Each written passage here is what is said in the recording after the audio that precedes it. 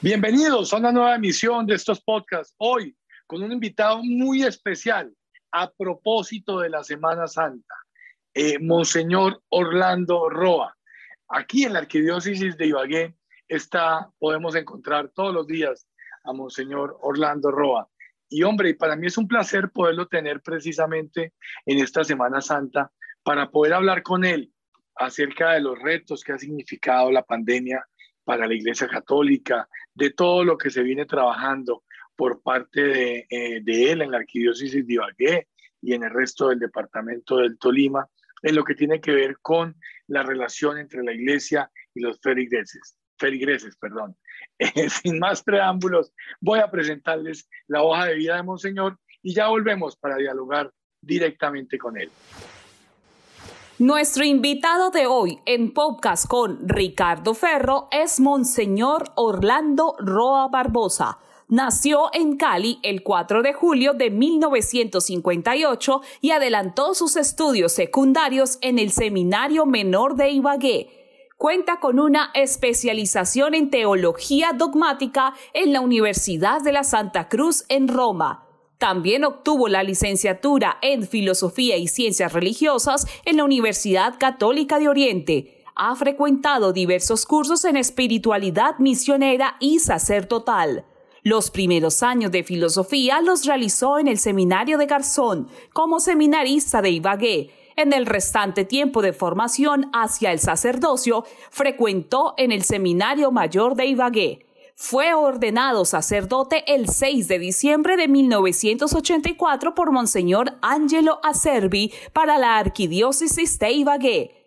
Ha desempeñado diferentes cargos en el ejercicio del ministerio sacerdotal. En el 2012, su santidad Benedicto XVI lo nombró obispo auxiliar de Ibagué y el 28 de julio de 2012 fue ordenado obispo. En el 2015, su santidad Francisco lo nombró obispo de El Espinal. El 18 de julio del mismo año tomó posesión episcopal. El 29 de mayo de 2020, el Papa Francisco lo nombró arzobispo de Ibagué. El 18 de julio de este mismo año tomó posesión de su cargo. Bienvenidos a esta nueva emisión. Monseñor, un gusto que nos acompañe en estos podcasts. Muchas gracias por sacar parte de su tiempo para estar acá con nosotros en esta Semana Santa que es tan importante para la Iglesia Católica. Y pues yo aprovecho aquí para enviarle un saludo muy especial de mis padres, de Yolanda y de Alfonso, que usted sabe que lo aprecian mucho, lo quieren mucho, lo respetan sobre todo y que muy seguramente están hasta ahora aquí viendo este programa. Bienvenido, Monseñor. Bueno, muchas gracias, doctor Ricardo Ferro. Aprovecho para saludar también a su papá, a su mamá, a quienes profeso gran afecto y gratitud, a toda su familia también por consiguiente, y a todos aquellos televidentes y personas que tienen que ver con esta información que vamos a transmitir a través de este medio. Le agradezco mucho su invitación. Bueno, Monseñor, arranquemos por hablar cómo fueron las celebraciones de esta Semana Santa, segunda Semana Santa en la cual tenemos o estamos dentro de la pandemia en Colombia y en el mundo. ¿Cómo ha sido esta Semana Santa, Monseñor? Tuvimos como punto de base para orientar a los sacerdotes en todas las parroquias un documento que envió el año pasado la Congregación para el Culto Divino desde Roma, el Vaticano. Nos dio algunas indicaciones acerca de cómo celebrar la Semana Santa con nuestras comunidades, qué podemos hacer, qué no se debe hacer.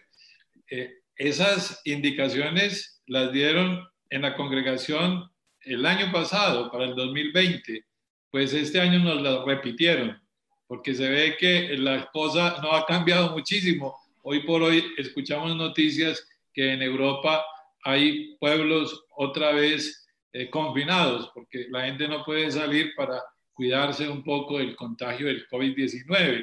Por lo tanto, las celebraciones de Semana Santa tienen sus restricciones. Yo le puedo mencionar algunas restricciones de esas. Por ejemplo, nos dijeron no a las procesiones. Entonces, las procesiones se quitaron, se suprimieron. y los otros ritos de cada celebración de Semana Santa sí se mantienen. Hubo también una indicación sobre el lavatorio de los pies, que no se haga el lavatorio de los pies como tradicionalmente se ha hecho los Jueves Santos. Entonces se celebra la misa en la Cena del Señor, pero el sacerdote evita que vaya a un contacto lavándole los pies a los que representan a los apóstoles el Jueves Santo en la misa de la tarde. Otra indicación, que en el momento de la adoración de la cruz, como tradicionalmente se hace, un rito especial, la gente pasa, da un beso al Santo Cristo como una veneración especial a la Santa Cruz, por lo que significa para nosotros, es la insignia o señal del cristiano, la Santa Cruz. Entonces este año se ha pedido que, como el año pasado, en vez de acercarse la persona, haga una venia frente al crucifijo y se retire sin dar el beso. Son cosas prácticas, pero que mantuvimos este año nosotros siguiendo las indicaciones de Roma.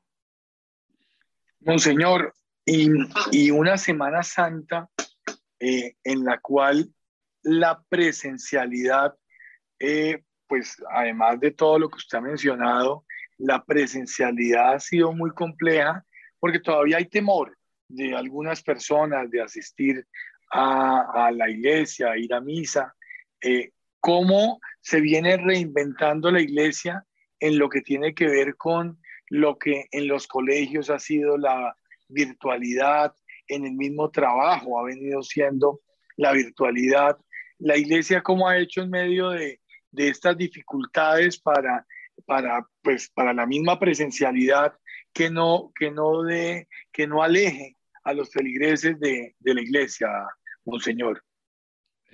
En la pregunta, doctor Ricardo, usted dio la respuesta.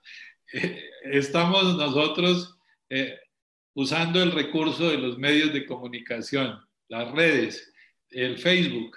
Cada parroquia ahora adoptó abrir una página en sus redes y con eso trata de llegar a todos sus feligreses en las distintas celebraciones.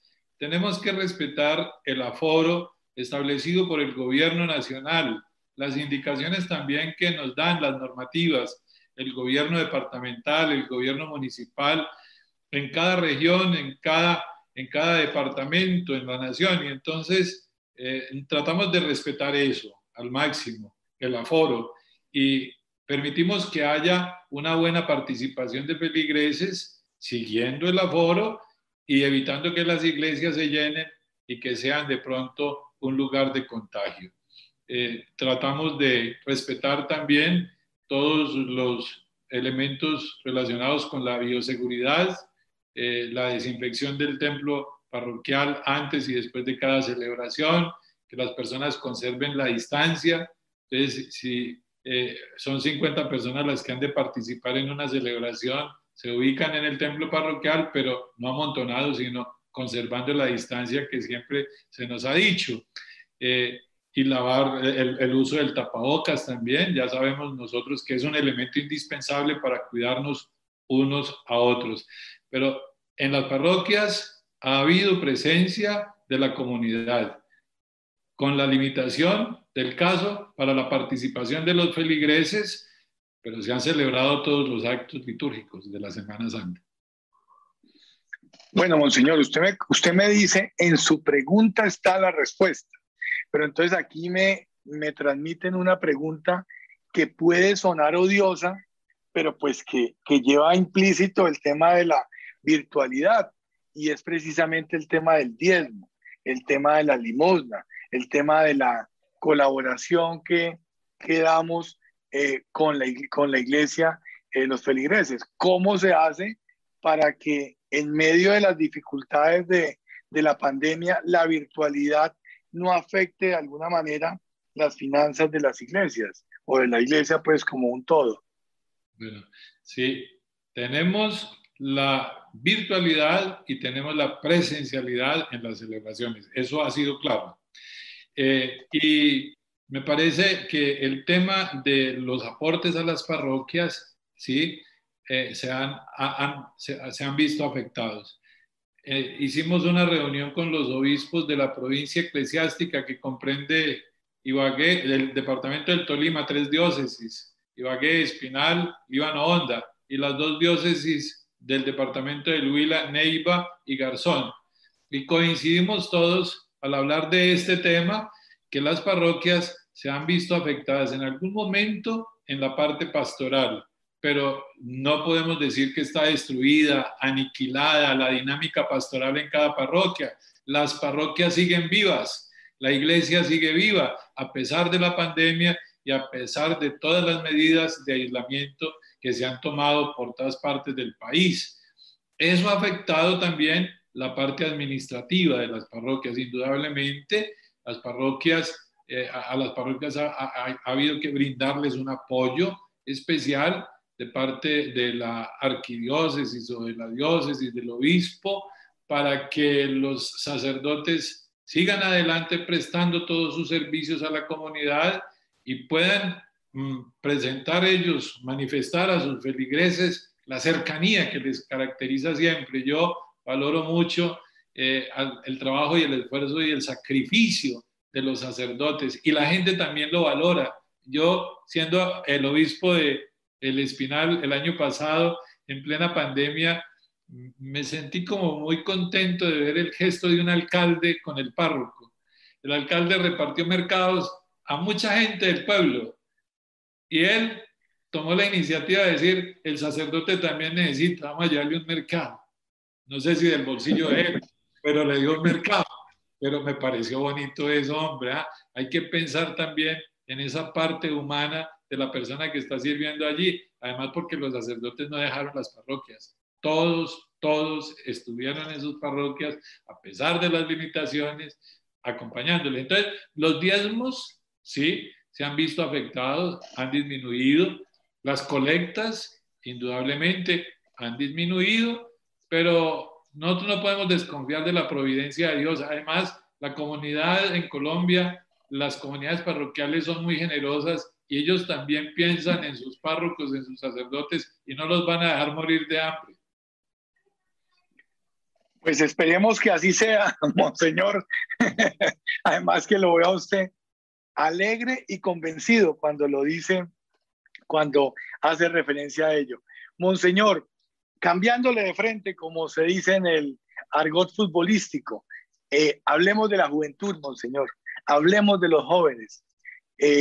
Hemos visto a su santidad, al Papa Francisco, muy cercano a los jóvenes, muy preocupado por los jóvenes y dándoles consejos tan bonitos como que cuando sueñen, sueñen en grande, que se den el permiso de soñar en grande, que es algo que genera ilusión a la hora de ver a la juventud en medio de las dificultades y los retos que trajo la pandemia, monseñor. ¿Cómo está viendo usted la juventud tolimense y la misma juventud huilense que obviamente hacen parte de toda esta región que usted, monseñor, tiene a su cargo, que tiene, de la cual está al frente? ¿Cómo está viendo esa juventud en esta región del país, monseñor, en su relación con Dios y en su relación también con los demás, con los hombres?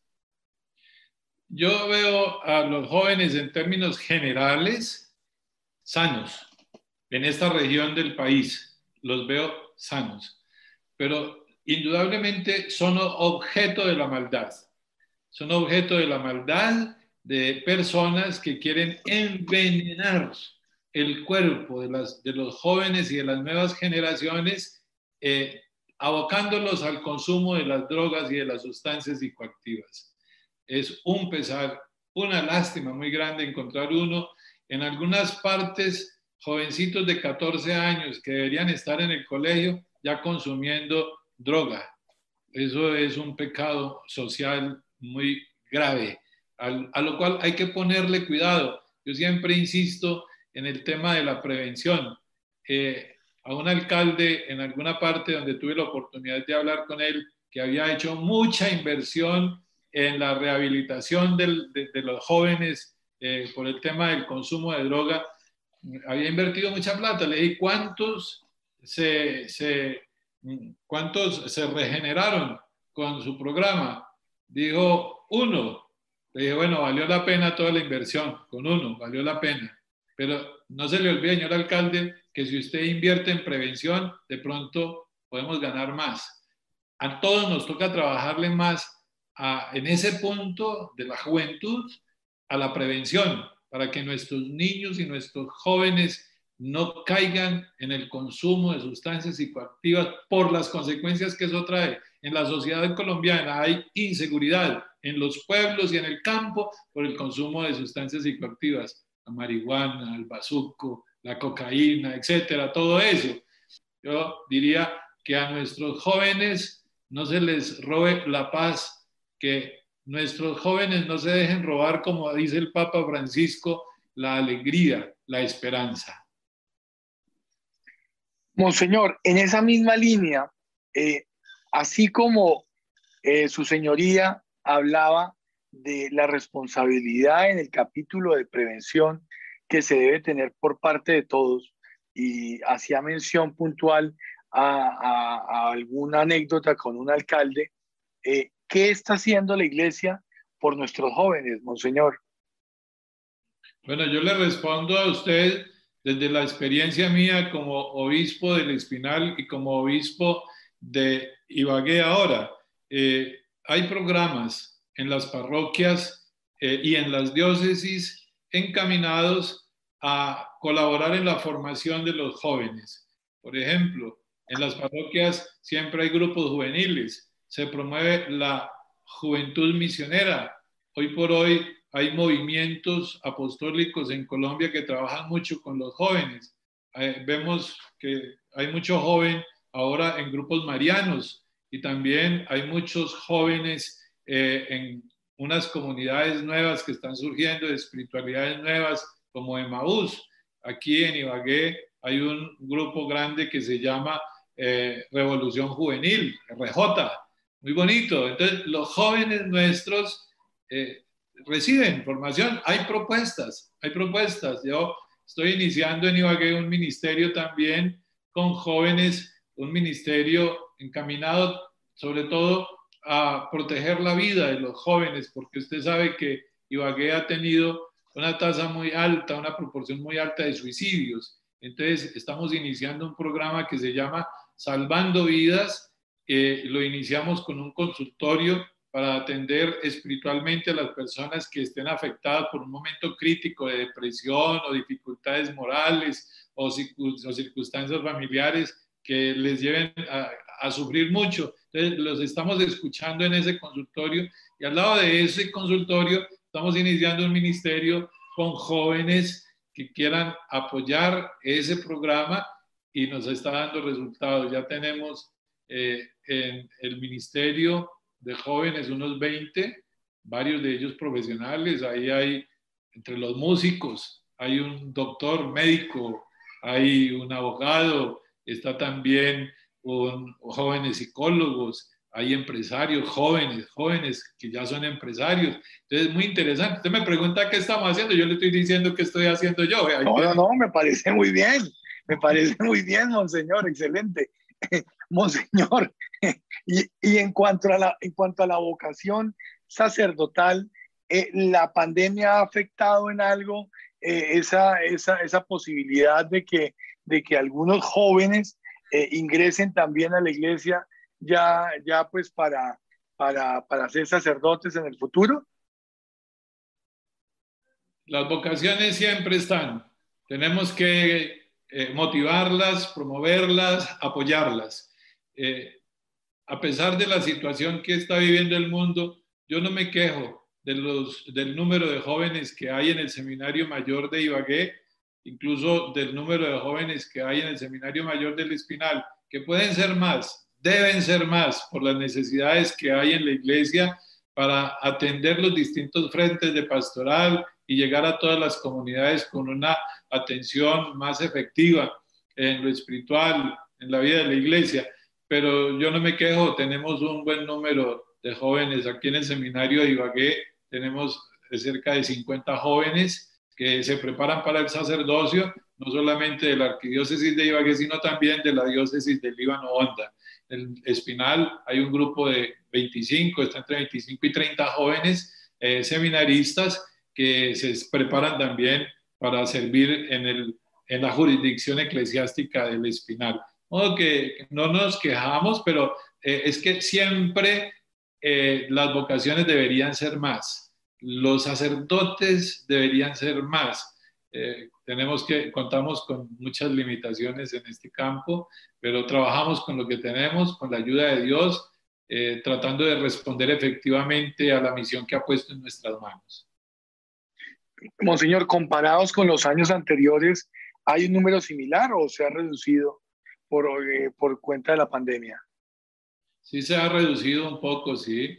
Yo fui rector del Seminario Mayor de Ibagué y en algún momento iniciamos el año con 73 jóvenes. Hoy estamos en más o menos 50 jóvenes. Ya se ha disminuido en 20 el número. Claro que ya hace 5 o 6 años que yo salí del Seminario Mayor como rector. Pero sí, ha cambiado. El tiempo nos dice y la estadística que ha disminuido. Usted dijo que el doctor Ferro percibe eso en sus conocimientos sociales, que la iglesia vocaciones me parece muy chévere, Monseñor, que podamos hablar de esos temas. A veces son temas como que hay mucha curiosidad en las personas, pero tampoco hay la posibilidad de tener estos diálogos en donde pues se pueda hablar al respecto. Monseñor, ya para ir terminando, Monseñor, me quedan 2 temitas que me gustaría dialogar con su señoría. Uno que tiene que ver con la emisora, con Paz Estéreo. ¿Cómo está ese tema de ese medio de comunicación que puede ser muy interesante en medio de la pandemia? ¿Qué tanto se ha potencializado en este último año la emisora de la arquidiócesis, que pues tiene una gran cobertura, hay que decirlo, y está en el FM? No sé, Monseñor, cómo han venido trabajando ustedes, tanto con la emisora como con esas redes sociales que el Papa Francisco, déjeme decirlo, lo admiramos en sus facultades comunicacionales, porque realmente es un excelente comunicador y tiene un equipo de redes sociales impresionante que traduce casi que en tiempo real a los diferentes idiomas lo que está diciendo su santidad. ¿Cómo estamos haciendo aquí en la región o cómo se está haciendo por parte de la arquidiócesis en lo que tiene que ver con el tema de las comunicaciones, Monseñor? No hay mal que por bien no venga. La pandemia nos sacudió y entonces la necesidad y la importancia de los medios de comunicación social. Las parroquias no tenían Facebook. Hoy todas las parroquias tienen Facebook. Las parroquias, las diócesis teníamos las emisoras, pero la emisora de pronto un poco subutilizada. En Espinal está también Espinal Estéreo, que es de la diócesis del Espinal. Aquí nosotros tenemos Paz Estéreo en Ibagué.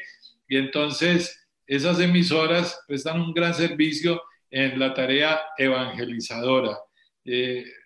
No es fácil mantener una emisora comunitaria por bueno, aquí nosotros no tenemos digamos, que la emisora nuestra no es autosuficiente todavía, económicamente hablando, entonces hay que apoyarla mucho económicamente. Es un esfuerzo que hacemos porque vale la pena mantenerla, se hace mucho bien desde la emisora y bueno, una tarea evangelizadora depende mucho también de los que están al frente de esos servicios. Nosotros tenemos aquí un sacerdote que estudió en Roma justamente medios de comunicación social y él pues se ha interesado mucho en potenciar la emisora, en sacarla adelante, en darle nuevas dinámicas a la emisora. Hubo personas que trabajaron mucho también al frente de la emisora, Paz Estéreo, a quienes hay que agradecerles también, no podemos ser ingratos, la señora Gloria Arango de Girón, el padre Carlos Cardona, Raúl Ortiz, sacerdote, también estuvo al frente, en algún momento el padre Fernando Aguirre. Ellos hicieron esfuerzo, Monseñor Flavio, por mantenerla. Vamos adelante. Muchas gracias por preguntarme por la emisora, doctor Ricardo. Yo sé que vamos a necesitar más apoyo para sacar adelante. Nos puede apoyar. No. Y conocí de primera mano el trabajo que hizo Gloria. Fue un trabajo espectacular al frente de la emisora. Como usted bien lo menciona, hay que hacerle un reconocimiento por todo el trabajo que se hizo. Y el padre Carlos también conocí su trabajo que realizó al frente de la emisora. Monseñor, para terminar, el tema de la solidaridad, monseñor, que es un tema fundamental en este momento en el mundo. Cómo invitar, cómo lograr que todos seamos más solidarios en un momento en el cual, como en palabras suyas, monseñor, nos sacudió la pandemia. Y sabemos que si no somos más solidarios entre todos, no vamos a salir de esta situación tan compleja que estamos viviendo, monseñor. Tiene toda la razón. Esa es una respuesta en la que hay que mencionar la Cáritas diocesana y la Cáritas de cada parroquia. Nosotros en la Arquidiócesis de Ibagué tenemos la Pastoral Social, que ha hecho un buen trabajo en ese sentido. Tenemos el Banco de Alimentos, que funciona muy bien. Tenemos también el Hogar de Paso, la Fundación de la Caridad, con todas esas entidades, y apoyamos también la Fundación Divino Niño en el barrio Galarza. Con todas esas entidades se ha hecho mucho esfuerzo para llegar a personas pobres y necesitadas. Ibagué y el Tolima en general recibe mucho venezolano que va de paso o se queda aquí. Hay que atenderlos en la medida de las posibilidades. La solidaridad se ha puesto de manifiesto en el ambiente social. Yo creo que el Banco de Alimentos de la Arquidiócesis de Ibagué no había distribuido tantos mercados en su historia, digamos más de 10 años de historia, como los que repartió en el año 2020 y los que está repartiendo en este 2021. Pero eso gracias también al apoyo de muchas personas, de la empresa privada de Ibagué, que apoya el Banco de Alimentos de la Arquidiócesis y confía al Banco de Alimentos que todo lo que se capta va a llegar a los más pobres. Vamos con la pastoral social, y el arzobispo hace presencia también en esos eventos allá. Me gusta mucho esa pregunta. Tengo una inquietud muy fuerte aquí en Ibagué con relación a la Fundación Divino Niño. Veo que en algún momento era autosuficiente gracias a las donaciones de muchas personas, porque allá se vive de la caridad. Son más de 100 personas mayores, pobres, que no pagan un peso allá por vivir allí y por alimentarse allí, por residir allí en el Divino Niño. Son muy pobres, no tienen con qué pagar, las familias no tienen. Vivimos de la caridad, pero allí necesitamos el apoyo de mucha gente, porque ahí yo recibí la arquidiócesis y recibí esa fundación en crisis económica. Necesitamos el apoyo del gobierno local, de la alcaldía de Ibagué, necesitamos el apoyo de la gobernación. Gracias, porque este es un programa también de tinte político, en cierto sentido. Pues puedo decirle al alcalde de Ibagué, al gobernador del Tolima, apóyenos un poco más la Fundación del Divino Niño, esperamos su apoyo. Y bueno, las gentes aquí en Ibagué miran hacia allá con generosidad, con solidaridad, y nos dan aportes. Pero nos faltan, estamos corticos. Bueno, monseñor, ya usted hizo ¿cómo se llama cuando los avisos parroquiales? La parte final de la entrevista la volvió de avisos parroquiales, monseñor. Bueno, monseñor, pues muchas gracias, monseñor, en serio, por habernos acompañado. Un placer haberlo tenido acá.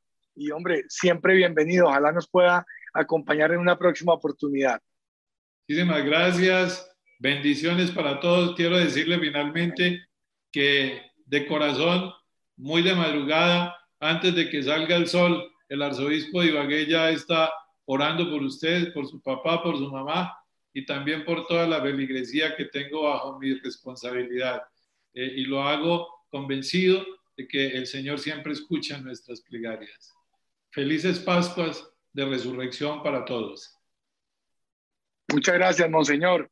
Y a ustedes, muchas gracias por habernos acompañado. Y si Dios lo permite, aquí estaremos la próxima semana en una nueva emisión de estos podcasts.